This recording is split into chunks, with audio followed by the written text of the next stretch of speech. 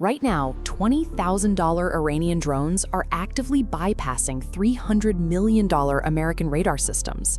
Behind the headlines, a mechanical threat looms over global market stability. These cheap, asymmetric weapons are strategically positioned to choke off 20% of the world's oil supply. The hostility driving this is deeply embedded in the culture. Look at this mural in Tehran.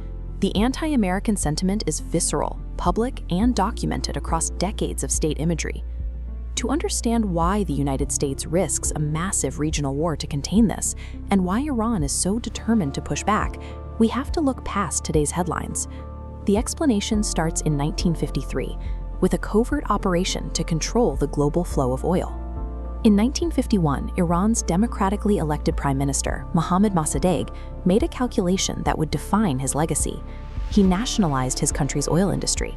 He decided the immense profits from Iranian oil fields should benefit the Iranian people, rather than British corporations. That decision threatened Western financial interests. 2 years later, the CIA and MI6 launched Operation Ajax, a joint covert plot designed specifically to remove Mossadegh from power. The operation succeeded. Mossadegh was thrown in jail.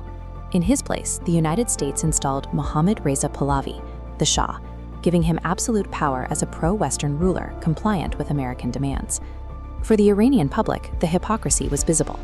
America had traveled the globe preaching the virtues of democracy, yet they violently overthrew an elected leader to secure petroleum contracts. The 1953 coup anchored a generation of anti-American sentiment, defining the Iranian public's relationship with the West for decades to come. 4 years after the coup, the US launched the Atoms for Peace program. Through this initiative, America handed the Shah the foundation of Iran's nuclear technology, establishing research centers and training the first generation of Iranian nuclear scientists. By the early 1970s, the US faced a severe economic crisis. The Nixon shock officially took the US dollar off the gold standard. Without gold backing the currency, global trust in the dollar wavered, putting American dominance at risk. The solution was an arrangement known as the petrodollar. The United States approached Saudi Arabia and the Gulf nations with a deal. America would provide guaranteed military protection to the royal families. In exchange, the Gulf nations would sell their oil only in US dollars and invest their surplus cash back into US Treasury bonds. This arrangement forced every other country on Earth to acquire US dollars just to buy energy. It created a permanent, artificial demand for the currency, locking in American financial hegemony.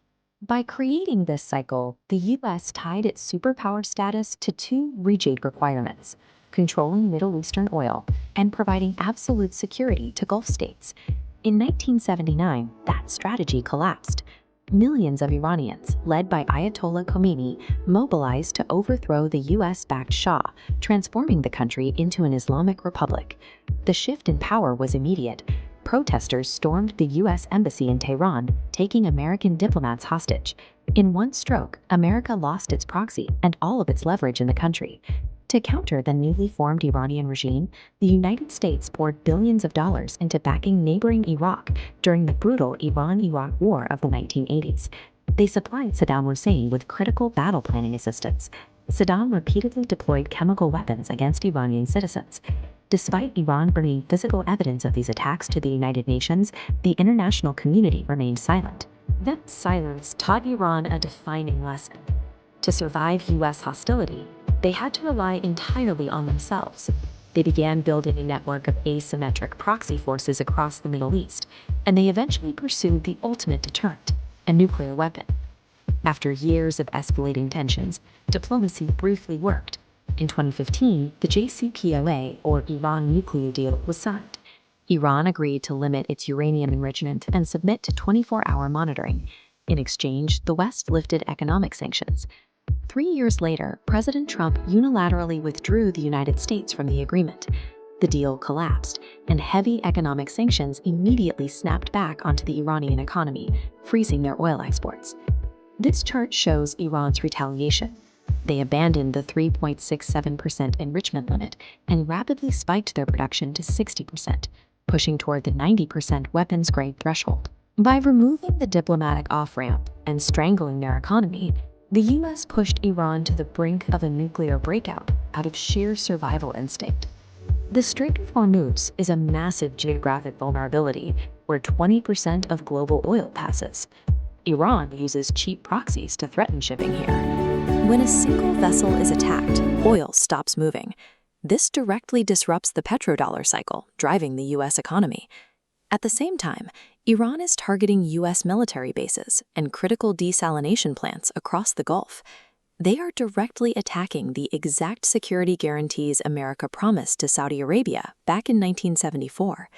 The nuclear infrastructure provided by the U.S. in the 1950s now serves as Iran's primary shield. Meanwhile, the military bases built to protect the dollar have become America's most vulnerable targets. The current conflict is the trap of a 70-year-old policy. An American attempt to control global energy in the 20th century has inadvertently handed a deeply resentful nation the switch to 21st century global market stability.